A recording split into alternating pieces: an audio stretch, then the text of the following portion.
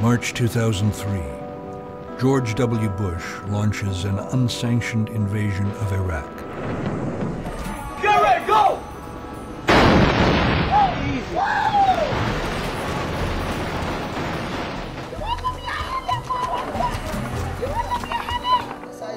Bush's war claims hundreds of thousands of innocent lives.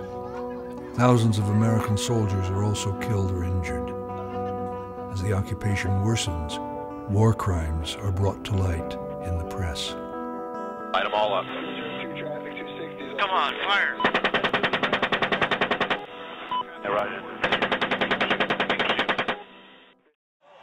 Stop the war! Hundreds of thousands of Canadians protest against this illegal and immoral war.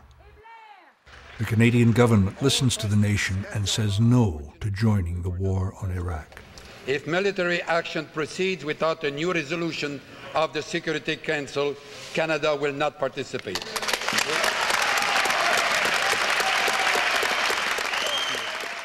In 2008, during the election, Stephen Harper reverses his support for Bush's invasion and finally acknowledges on national television that the Iraq War was a mistake. Do you admit it was an error of George Bush and you made the same error? It was absolutely an error. So you made an error at that time? It's obviously clear. The evaluation of weapons of mass destruction proved are you not telling to be me you made an error? Let's let him answer. Not to be correct. That's absolutely true. So you made an error. And that's why we're not sending anybody to Iraq.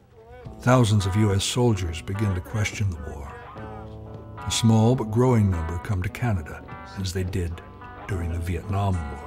You aren't born a natural-born killer. You have to become one. And there's a systematic way that the Army does that. And not all of us are able to grapple with that. We didn't join to go help facilitate cheap oil.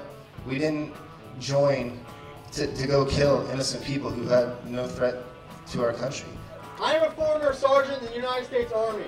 I spent 1 year in Iraq before I determined that the war is illegal and unjust. And then I was called, when I got out of the military, I was called back in for another tour, and I refused and moved here to Canada. There are many of us who are here, who are behind me on the stage, who have made that same decision.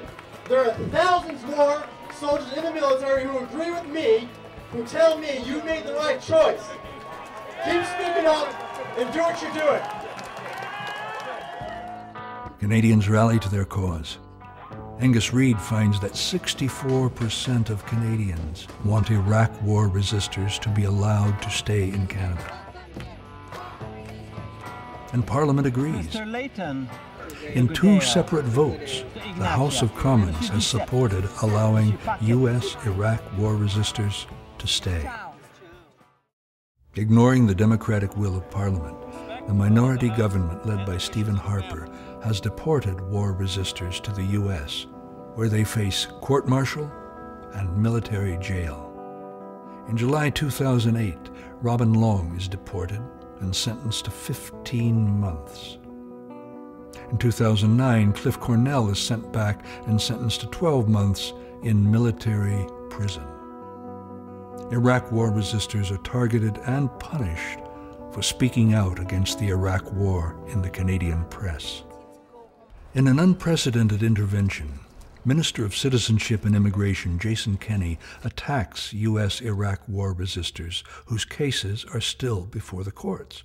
This prompts Amnesty International Canada and the Canadian Council for Refugees to speak out against the minister's interference in what is supposed to be an independent and arm's-length process.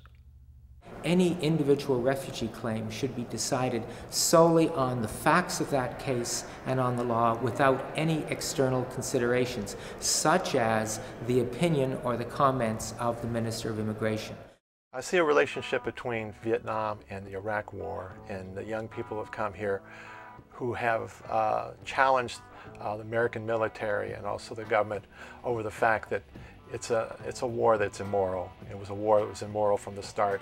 And I think Canada should support these young people and let them have the life that I've had and the opportunities to go on with a life rather than have their lives be a loss. So it was very easy for me. I crossed over in Darby Line, Vermont. I woke up the customs inspector who was there and the border guard, told him I wanted to come to Canada. He said, "Good luck, young man," and that was the end of it.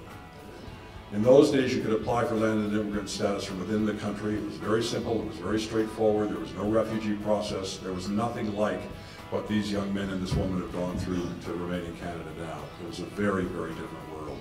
As part of the 50,000 who came here against the war in Vietnam, I fully support those who have come here against the war in Iraq, and young men and women, and I think it's their right to stay here in Canada, and we should be supporting them with all we have.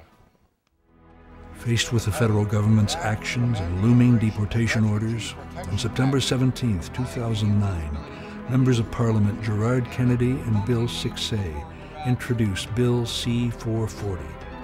This bill, if adopted, would allow U.S.-Iraq war resistors to stay in Canada. Canadians are proud not to have joined the war on Iraq. Bill C-440 is a chance to live up to that decision and support the soldiers who said no to an illegal and immoral war. Call or write your member of Parliament. Ask them to support Bill C-440. Join the campaign online at letthemstay.ca.